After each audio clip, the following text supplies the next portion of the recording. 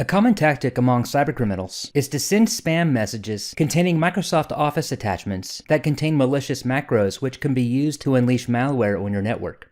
These phishing messages use social engineering to try to trick the recipient into enabling macros after they open the document. This can result in a malware infection that will wreak havoc on your network. SecurityGateway has a tool to prevent these malicious documents from ever reaching your end users. Under the Security menu, select Antivirus, and scroll down toward the bottom, and make sure this box is checked to flag attachments with documents that contain macros as a virus. That way, anytime SecurityGateway detects an email with a Microsoft Office attachment containing one of these macros, that message will be sent to the administrative quarantine for further review.